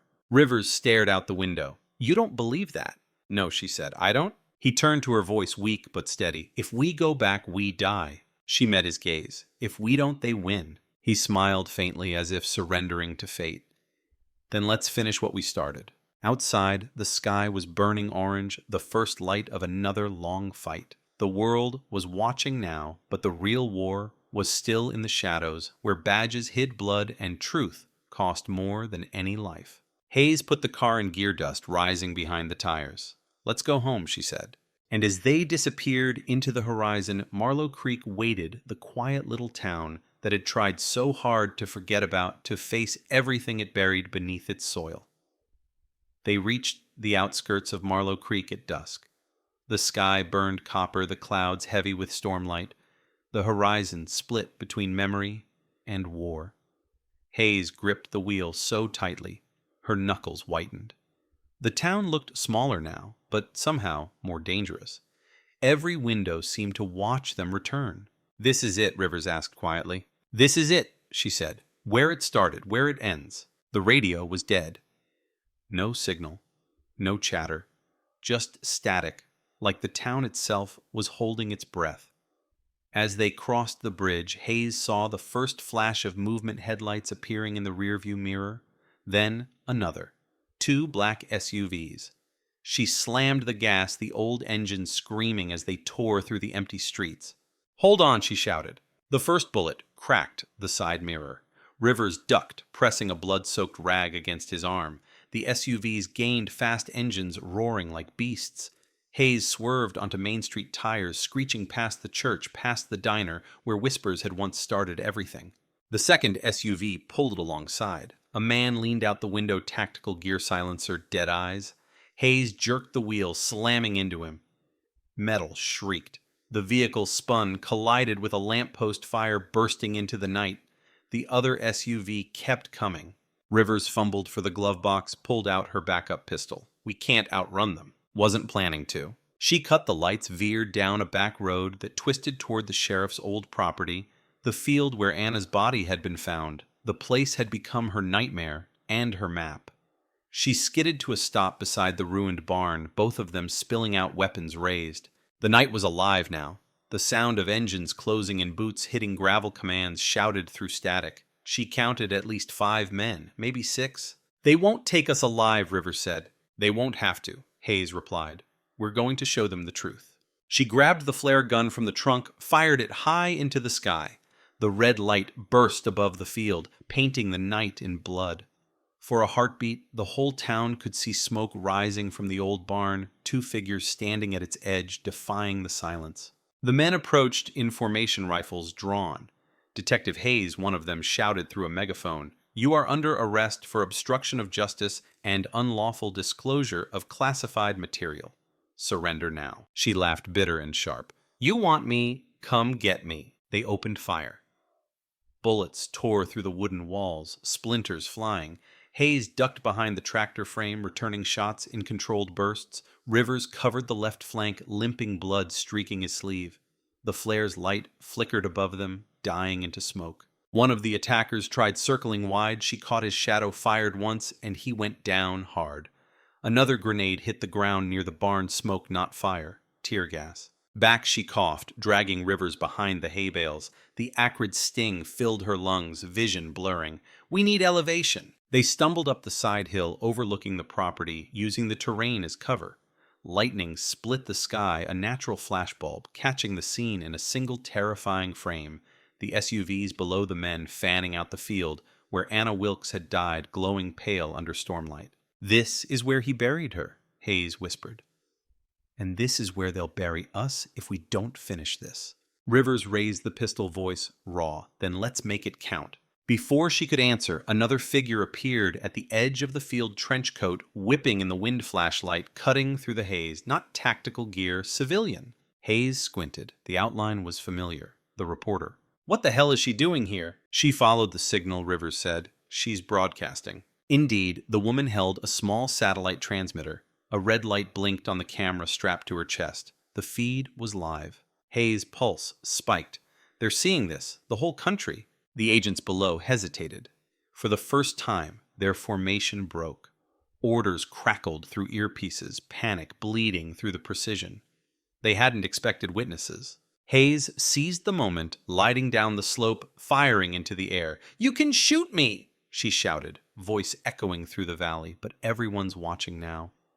Every secret, every name, every order, it's already out there. The leader raised his rifle. "You think anyone cares?" Rivers stepped forward beside her. "They will when they see you murder a cop on live television." Lightning flashed again, pure white. The leader hesitated, finger tightening on the trigger. Then a single shot cracked the air, but it didn't come from him. It came from the ridge behind. The bullet struck the leader in the chest. He dropped instantly. The others turned, shouting, scattering into confusion. Another shot, another body down. Hayes spun, searching for the source, and saw a silhouette on the ridge rifle, steady eyes glinting through scope light. It was Danner, the disgraced deputy, presumed dead after the scandal broke. He shouted down, voice carrying through the wind, "He was gonna kill you! You're not done yet." The last surviving agent turned, retreating toward the SUVs. Danner fired again, clipping his shoulder. The man dropped his weapon and fled into the dark. Hayes exhaled, hard chest heaving. The storm broke fully now. Sheets of rain dousing the smoke thunder rolling across the field, like applause from the dead. When she reached the ridge, Danner was slumped against a rock, pale and bleeding. "You shouldn't have come back," she said. He gave a faint smile. "Guess I still had one good deed left. You saved us." He shook his head weakly. "No, I just didn't want Wilcox's ghost to win." His eyes drifted toward the open field. "She's free now." Lightning flashed once more, and when it faded, he was gone. Down below, the reporter kept the camera rolling. Drenched, trembling, she turned to Hayes. "It's over," she whispered. Hayes looked at the burning SUVs, the bodies, the rain washing the blood into the earth. "No," she said softly. "It's over when they admit it." By sunrise, helicopters circled the site. The broadcast had gone viral overnight, every network looping the footage of the firefight, the flare, the field. The world had seen what Marlow Creek had hidden for 25 years. As paramedics wrapped her arm, Hayes stared across the horizon where dawn turned the clouds to gold. Rivers stood beside her, hand resting on his wound eyes, distant. "You think this changes anything?" he asked quietly. "Maybe not today," she said, "but tomorrow maybe." He nodded. "Then we did something right." The camera zoomed in for one last frame. Two figures standing in the ruins of history. Rain turning to light sirens, echoing like ghosts, finally learning how to breathe. And over the image, Hayes' voice lingered, quiet, cracked, unyielding. "Justice doesn't die in the dark. It just waits for someone brave enough to strike a match." The footage hit the airwaves before dawn. It spread faster than wildfire, faster than any spin the agencies could throw at it. The nation woke up to chaos, flashing lights, rain-soaked bodies, a detective standing over the ruins of her own department, while federal agents fled into the dark. Every network ran it on loop. Every morning show called it a reckoning. Every official called it under review. By sunrise, Marlow Creek wasn't a town anymore. It was a headline. Within 48 hours, Washington called for a federal investigation. The Attorney General promised transparency. Committees were formed, subpoenas, signed statements rehearsed. The machine that once buried truth was now pretending to resurrect it.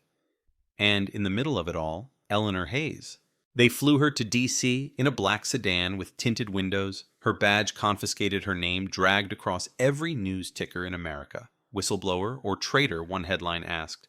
Detective turned vigilante, the woman who burned her own department. In the Capitol's marble hall, cameras flashed like muzzle fire. Hayes walked through them without flinching, escorted by 2 agents who avoided her eyes. She'd become a symbol, and symbols made people nervous. Inside the hearing room, the air was thick with perfume, sweat, and self-righteousness. Senators leaned over microphones pretending to care. Behind them, the flags hung still red-white and indifferent. Detective Hayes, the chairman, began, voice dripping with practiced civility. You've accused several federal and state officials of complicity in a decades-long cover-up. Do you have proof of these claims? She looked him straight in the eye. You've all seen the proof. It's on every screen in America. Murmurs rippled through the room. The chairman adjusted his tie. We're referring specifically to allegations of corruption within the Bureau itself. The Bureau destroyed my evidence, she said. They torched my precinct. They sent armed agents to silence me. That's not an allegation. That's survival. Another Senator Younger Slicker smiled like a shark. Detective, are you aware that releasing classified material is a federal crime? Depends who you're protecting, she said. The smile faltered. Rivers sat in the gallery, pale from blood loss, but alive, a ghost among suits. The reporter sat beside him, recording everything with a small handheld mic. The world was watching again, and for once they couldn't edit the truth. The hearing dragged for hours, questions, accusations, denials. Every time she spoke, cameras leaned closer. Every time she hesitated, the politicians smelled blood. They called her reckless. They called her unstable. They called her dangerous. By the 3rd hour, she'd stopped responding. She just stared at the seal of the United States behind them, the eagle clutching arrows in one talon, olive branches in the other. Peace and war, both owned by power. When they adjourned, she walked out into the cold D.C. air. Reporters swarmed shouting her name. She didn't answer. She just kept walking. That night, the news networks played both sides. Some called her a hero. Others called her a criminal. Protesters filled the streets holding signs that read, Justice for Anna Wilkes and No More Buried Badges. Inside the Bureau's headquarters, the men she'd named were already moving pieces, deleting files, drafting denials, buying time. They were built for this. They'd outlived scandals before. But they underestimated the noise of a nation awake. Leaked documents followed. Photos. Bank transfers. The full web laid bare Wilcox's drug ring wasn't just local. It was a corridor, a chain of counties feeding a larger machine. The same machine that had funded elections, silenced reporters, buried bodies beneath asphalt and paperwork. And it all led to one man, Senator Raymond Holloway, the same man who'd chaired the hearing that morning. The reporter dropped the story at midnight. The file went public, unfiltered, account numbers, names, memos, orders signed by Holloway himself, authorizing classified logistics operations through rural law enforcement. The internet tore itself apart. By dawn, Holloway was in custody, and 3 Bureau officials had resigned for health reasons. But the victory didn't taste like justice. It tasted like smoke. Hayes sat in a safe house outside Baltimore, staring at the television. They called it the biggest federal scandal since Watergate. Her face filled the screen, half in shadow, the headline reading, The Detective Who Wouldn't Die. Rivers sat beside her, arm-bandaged coffee steaming in his hands. You did it, he said quietly. No, she replied. We just exposed it. That's not the same thing. You think it'll go back to the way it was. It never stopped being the way it was. He looked at her eyes, tired but alive. So what now? She stood, walked to the window, and stared at the city lights flickering against the night sky. Now we see how deep it goes. A car passed outside, headlights cutting through the blinds. Hayes froze. 2 silhouettes sat inside watching the house. No plates, no movement, just waiting. They'll keep coming, Rivers said. I know. She turned off the light, grabbed her coat, and picked up the old Polaroid from the table, Anna's smile still frozen in sunlight. Where are we going? He asked. Back to the beginning, she said. There's still one name missing. As they stepped into the darkness, the city behind them glowed like a wound, beautiful, infected, alive. The voiceover lingered like smoke. When truth finally makes the news, it doesn't heal the world. It exposes the disease. And sometimes the cure burns worse than the sickness. The car door slammed shut. The engine started. The road stretched out before them, endless empty waiting. And somewhere, far beyond the city lights, Marlow Creek waited too. No longer silent, no longer forgotten, but still haunted by the ghosts it created. Because in America, the past never dies. It just gets better at hiding. The highway out of Baltimore shimmered beneath rain and exhaust, a silver scar cutting through the dark. Hayes drove without speaking, headlights carving tunnels through fog. Beside her, Rivers pressed a hand against his ribs, the faint rhythm of pain keeping time with the windshield wipers. Neither of them had slept in days. The country was still convulsing protests, hearings, resignations, but she knew one truth: the machine still had one gear left to grind. They reached the state line by dawn. Old farmland rolled past in silence, barns collapsing under their own history. Marlow Creek was 3 hours west, the place where it had all begun and where it needed to end. The Bureau's noise couldn't reach that far. The ghosts would. "Who's the last name?" Rivers asked finally. Hayes' eyes didn't leave the road. The one who cleaned the ledgers. The one who handled the shipments before Wilcox took credit. "You have a name." "I have a hunch." She slid a folder onto his lap. Inside, a faded arrest report dated 1997. The signature at the bottom belonged to Sheriff James Wilcox, but the arresting officer listed was Captain Richard Hayes. Rivers looked up slowly. "Your father." She nodded once. He left the department the year before Anna disappeared, said it was politics, said he was tired of the corruption, but he never told me he worked with Wilcox before that. I think he's the one who introduced him to the network. Rivers exhaled hard. "If that's true, it means the blood on that badge runs in my family." They didn't speak again until the town sign appeared, Marlow Creek Pop, 1-832. The same faded paint, the same broken letters. The storm had followed them. Thunder rolled low over the cornfields. Hayes parked in front of her childhood home, a small white house with sagging gutters and a porch that moaned under each step. The curtains twitched as she approached. A silhouette waited inside. When the door opened, Captain Richard Hayes stood there, older, gaunt, the weight of decades hanging from his shoulders. "I saw you on television," he said quietly. "You shouldn't have come back." She held up the Polaroid of Anna. "You knew about this." He studied the picture, eyes flickering with recognition and regret. "I knew more than I should have." "Tell me the truth." He stepped aside, letting her in. The house smelled of dust and bourbon. Old photos lined the mantel, him in uniform, her as a child on his shoulders, her mother smiling before the divorce. Time had stopped here. "I met Wilcox when he was still a deputy," he began. "He had ambition, and ambition needs fuel. He started running protection for a freight company, small stuff at first. Then he realized the trucks carried more than produce. I helped him look the other way. We all did. It was supposed to be harmless." "It wasn't harmless," she said. "No," he whispered. "It wasn't. The money came easy, then the drugs came, then people disappeared. I tried to pull out, but Wilcox had dirt on everyone. He threatened to expose us if we spoke, so I left the badge and kept my mouth shut. And when Anna found out, I begged him to leave her alone. He said she was a risk. I didn't believe he'd do what he did." Hayes' hands shook. "You could have stopped him." "I know." He sank into a chair, the confession dragging the air down with him. "When they buried her, I buried my soul right beside her." Outside, tires crunched on gravel. Rivers glanced through the window. "We're not alone." 2 black sedans pulled up government plates, tinted windows. Men stepped out in suits, no markings, no badges. Hayes recognized one, instantly Agent Cole, the Bureau official who had tried to silence her before.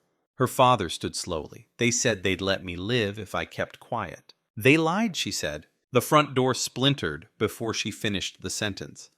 Hayes dove behind the couch, pulling Rivers down with her as bullets shredded the walls. Her father crawled toward the hallway, shouting, "Basement now!" They sprinted down the steps, the old wooden door slamming behind them. Dust rained from the ceiling as footsteps thundered above. The basement was small concrete walls, the smell of oil and time. Her father stumbled to a workbench, pulling a tarp away to reveal an old metal locker. Inside lay 2 shotguns and a stack of ledgers wrapped in plastic. Hayes froze. "You kept them." "I couldn't destroy them," he said. "Part of me hoped someday you'd find them and forgive me." Another volley of gunfire shattered the upstairs windows. Rivers grabbed one shotgun and tossed her the other. "We're surrounded." She loaded the weapon hand steady now. "Then we make a stand." Her father looked at her pride, guilt, and love tangled in his eyes. "I never wanted this life for you." "You gave it to me," she said. The door above burst open. Agents flooded down the stairs. The basement erupted, thunder inside thunder. Hayes fired once, twice, reloading by instinct. Rivers covered her flank, the flash of muzzle fire lighting his face like a photograph from hell. One agent fell, another screamed. Smoke filled the room. Her father shouted her name, then silence. When the dust cleared, he was slumped against the wall, blood blooming across his chest. "Dad," she cried, crawling to him. He caught her wrist, his grip weak but determined. "Finish it," he whispered. "End the name." His hand fell away. Rivers pulled her to her feet. They're regrouping outside. She grabbed the plastic-wrapped ledgers, shoving them into her jacket. "Then we take the truth to them." They burst through the back door into rain and flashing lights. The field behind the house glowed white with headlights. Agent Cole stepped forward, pistol-drawn voice amplified by the storm. "Drop the weapons, detective. It's over." Hayes raised the shotgun, but didn't fire. Instead, she pulled one of the ledgers from her coat and hurled it into the mud at his feet. "You want the truth? There it is. Go ahead, burn it like the rest." Cole glanced down, saw the signatures, senators, sheriff's bureau directors, his face drained of color. "You think this ends with you?" he shouted. "There's always another Wilcox. Maybe," she said, voice breaking through the rain, "but there'll always be another me, too." He lifted the gun. She pulled the trigger first. The blast echoed across the fields, thunder answering thunder. Cole fell backward into the mud. The ledger opened beside him, pages soaking in the storm. For a long moment, there was only rain. Then the wail of sirens, local units, cameras, news vans, the whole country converging again on Marlow Creek. Hayes dropped the shotgun, hands trembling. Rivers stood beside her, soaked, silent. She looked down at her father's badge lying in the mud. She picked it up, turned it once in her palm, and whispered, "No more lies." As dawn broke over the burning horizon, the camera would have framed her silhouette against the rising light, the woman who tore her world apart to rebuild it from the ashes. The voiceover faded through the hiss of rain. Some legacies are written in blood, others in the courage it takes to erase them. And when the final siren faded, all that remained was the sound of the storm washing Marlow Creek clean. The rain stopped 3 hours after sunrise. Smoke hung low over Marlow Creek, curling above the rooftops like the town's last breath. The headlines were already writing themselves before the bodies were bagged. Bureau agent dead in Marlow Creek shootout. Detective Hayes ends 25-year conspiracy. The cold case that brought down a system. Helicopters circled the fields. Reporters shouted from behind tape. The world wanted answers, and for once, the answers had faces. Hayes sat on the back of an ambulance, her jacket streaked with mud and blood, her hair heavy from the storm. Paramedics hovered nearby, but she waved them off. She'd stopped feeling pain hours ago. The only thing left was the silence, that strange, hollow quiet that follows every truth finally spoken. Rivers sat beside her arm, wrapped in fresh bandages, eyes scanning the horizon. "You did it," he said softly. "No," she replied. "We did what had to be done." He looked toward the fields where agents moved in a grid, collecting evidence, snapping photos. "They'll make you a headline," he said. "A hero or a criminal, depending on the hour." She smiled, faintly exhausted. "Let them. The truth doesn't need a hero. It just needs air." Beyond the flashing lights, townspeople began to gather, faces she hadn't seen in years. Farmers, clerks, teachers. The same people who once whispered in diners now stood silent in the rain's aftermath, staring at her, not with fear, but with something closer to awe. Mrs. Wilkes was among them, frail, carried by her son, wrapped in a thin coat. When she reached Hayes, the crowd parted. For a moment, the world shrank to two women and the ghost of a girl between them. Mrs. Wilkes's hand trembled as she touched Hayes's sleeve. Is it really over? Hayes met her eyes. Yes, ma'am. He can't hurt anyone else. The old woman nodded slowly, a tear cutting through the wrinkles of her face. Then my baby can rest. She pressed something into Hayes's palm, the silver bird necklace, the same one they'd found buried in the field months ago. Keep it, she whispered, so you don't forget why you started. Hayes closed her fist around it, the metal cold, heavy real. Hours later, federal vehicles arrived from D.C. sirens wailing like judgment. A new agent in a dark coat approached, badge gleaming. Detective Hayes, he said formally, by order of the Department of Justice, you're being placed on administrative hold pending full investigation. She didn't argue. She just nodded, handed him her badge, and said, make sure you look where the bodies are buried, not just the ones in the ground. He hesitated, unsure whether it was a warning or a promise. They loaded her into a car, drove her out of town under the glare of flashing lights. Reporters swarmed, cameras pressed against the windows, questions pounding like rain. But she didn't speak. The silence said more than she ever could. When they reached D.C., the headlines were already shifting again. The Bureau called her actions reckless but necessary. The Senate called for reform. The people called her a hero. But heroes don't sit in interrogation rooms alone answering questions from lawyers who measure words like weapons. For 3 days, she testified. Every detail, every name, every night replayed until the memories bled together. When they finally released her, she didn't go home. She didn't have one anymore. Instead, she drove. West toward the horizon where the land was wide and unjudging. She stopped only when she reached the ocean, gray waves breaking against forgotten cliffs. She sat on the hood of her car, wind tearing through her hair, the silver bird necklace glinting against her collarbone. Her voice, the same one that once narrated other people's tragedies, now spoke quietly, like a prayer. They said a cold case means forgotten, but the truth never forgets. It waits like a wound that refuses to close. We don't solve them, we survive them. Behind her, the sun began to rise, soft, indifferent, eternal. The world would move on. The names would fade. The headlines would shift to the next scandal. But somewhere deep beneath the soil of Marlow Creek, a promise remained unbroken. In a small corner of the county cemetery, a new marker stood beneath a willow tree. Anna Wilkes, 1982. 1999, finally found. Fresh flowers lay at its base, lilies, their petals white as light. A silver bird necklace hung from the headstone, swaying in the wind. The camera would linger there, the sound of distant waves rising, the voiceover fading to a whisper. Justice doesn't end with an arrest. It ends when the truth can finally breathe. Fade to black. Then one final image, a news ticker scrolling across a television screen somewhere in a diner miles away. Federal probe expands, new evidence surfaces in related cases tied to the Marlow Creek scandal. And the voice, soft, uncertain, defiant, returned for the last time. The past never stays buried. It just waits for someone brave enough to dig again. It was autumn again in Marlow Creek, the kind that painted the fields in burnt orange and gold when the air smelled of wood smoke and endings. 26 years had passed since the night Anna Wilkes disappeared. 1 year since the town finally stopped pretending not to know what had happened to her.